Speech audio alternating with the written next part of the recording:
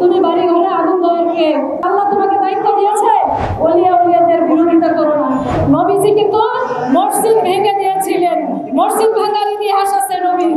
সব প্রকার অপরাধ বেড়ে গেছে, এখানে দেশে কোনো আইন শৃঙ্খলা নেই, কোনো কিছু নেই। এই সরকারের এই উপদেষ্টা মন্ডলীর পদত্যাগ চাই আমরা অবিলম্বে, চাই যাতে সেনাবাহিনী রাষ্ট্র ক্ষমতা দখল করে আমাদের আইন শৃঙ্খলা বাহিনীকে সক্রিয় করে এবং আমরা শান্তিতে বসবাস করতে পারি।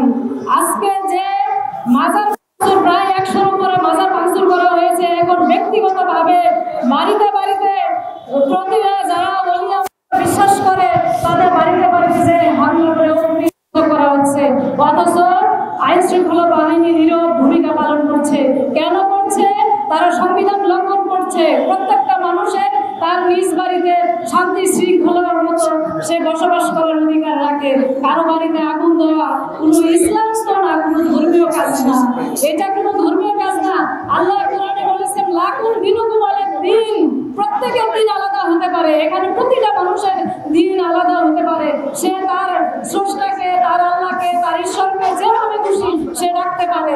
সে কে কাকে সেজদা দিবে না কি করবে, শিরক করবে, তোমাদের মতো জঙ্গিদের দেখার তো কোনো দায়িত্ব নেই। আল্লাহ তো তোমাদেরকে দায়িত্ব দেয় নাই। শিরক হচ্ছে না কি হচ্ছে এটা তোমাদেরকে দেখার দায়িত্ব দিয়েছেন? তোমাদের দেখা দায়িত্ব, সে তার জবাব সে দিবে, যার যার কবরে সে যাবে, যার যার হিসাব সে দিবে। তুমি এই অন্যায় বিশৃঙ্খলা করার কে? তুমি অগ্নি সংযোগ করার কে? তুমি বাড়ি ঘরে আগুন দেওয়ার কে?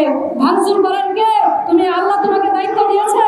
তুমি দাড়ি টুপি লেবাসধারী, তুমি মসজিদে এই মসজিদ যে লেবাসধারী, যে এই ইসলামের নামধারী যে মুসলমান দাবি করো, এটা কাদের জন্য দাবি করো? এই ওলিয়া উলিয়াদের জন্য। এখনো সময় আছে, ওলিয়া উলিয়াদের বিরোধিতা করো না।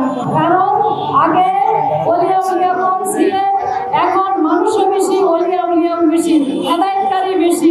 যুগে যুগে হেদায়েতকারী আছে, তুমি হেদায়েতকারী খুঁজে দেখো না, তুমি চেনো না, বরং কেন বিরোধিতা করো? তুমি না চেনো, তুমি না যেতে পারো, তোমাকে কেউ যেতে বলে নাই, তোমাকে কেউ ডাকে নাই, তোমাকে কেউ অত্যাচার করে নাই, তোমরা যে অত্যাচার করতেছো। নবীজি কিন্তু মসজিদ ভেঙে দিয়েছিলেন, মসজিদ ভাঙার ইতিহাস আছে নবীর। মাদ্রাসা তো ছিলই না, মাদ্রাসা তো এই ইংরেজরা বানাইছে ভারতবর্ষে, কিন্তু কাবা ঘর ভাঙার ইতিহাস আছে।